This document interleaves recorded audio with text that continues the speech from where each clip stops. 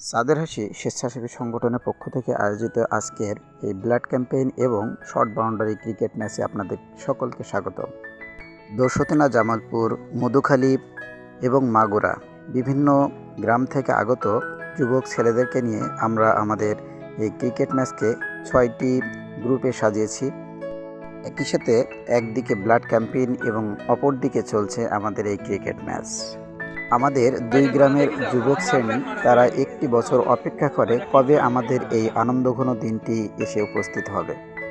অবশেষে এপ্রিলের 2 তারিখ ঈদের একদিন পরেই চলে আসলো আমাদের সেই আনন্দঘন মুহূর্ত এবং আজকে আমরা আয়োজন করেছি আপনাদের সামনে শর্ট বাউন্ডারি ক্রিকেট টুর্নামেন্ট সাথে ব্লাড ক্যাম্পেইন।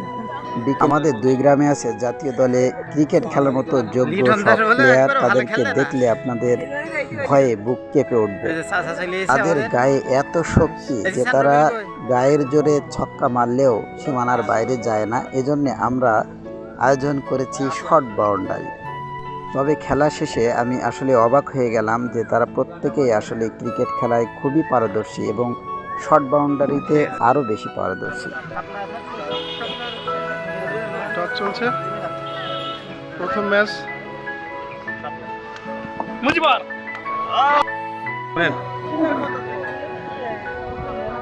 সম্মানিত সুধীর, দোসতিনা জামালপুর স্বেচ্ছাসেবী সংগঠন চাঁদের হাসি স্বেচ্ছাসেবী সংগঠনের পক্ষ থেকে আজকে আমরা যে ক্রিকেট ম্যাচের আয়োজন করতে যাচ্ছি এবং অপরদিকে আমাদের ব্লাড ক্যাম্পেইন চলছে। তো একদিকে ব্লাড ক্যাম্পেইন চলবে এবং অপরদিকে আমরা আমাদের শর্ট বাউন্ডারি ক্রিকেট ম্যাচ চালিয়ে যাব। এখন প্রথম ম্যাচে সম্ভবত জয়দলের ম্যাচ এবং জয়দলের টিম আর আমার টিম। তবে সবচেয়ে মজার ব্যাপার হলো গ্রামের মানুষের কাছ থেকে যে আমরা এত বেশি পরিমাণে সাড়া পাবো কখনো কল্পনাও করতে পারিনি। একেবারেই ছোট পিচ্চি থেকে শুরু করে বৃদ্ধ দাদু পর্যন্ত তারাও এই ব্লাড টেস্ট করার জন্য এখানে হাজির হয়ে গেছে। তো এত পরিমাণ তারা এখানে ভিড় করেছে যে আমরা আসলে অবাক হয়ে গেছি। একেবারে সকাল থেকে আমরা সন্ধ্যার আগ মুহূর্ত পর্যন্ত এই ব্লাড ক্যাম্পেইন চালিয়ে গেছি। অপর দিকে চলেছে আমাদের ক্রিকেট টুর্নামেন্ট। দোসতিনা এবং জামালপুরের এই 2 গ্রামের গ্রামবাসীদের সহযোগিতায় আমরা আমাদের কাজকে খুব সুন্দরভাবে শেষ করতে পেরেছি। তবে সবচেয়ে আকর্ষণীয় যে খেলা ছিল সেটা হলো বিকালে মুরব্বীদের অংশগ্রহণে এবং এলাকার জামাইদের হাঁস ধরা। তবে ক্রিকেট টুর্নামেন্টের সময় দর্শক বেশি না থাকলেও সবচেয়ে দর্শক সমাগম ঘটেছে বিকালবেলা। কারণ বিকালে ছিল এলাকার জামাইদের হাঁস ধরা এবং মুরব্বীদের হাড়ি ভাঙা, সেই সাথে ছিল লটারি।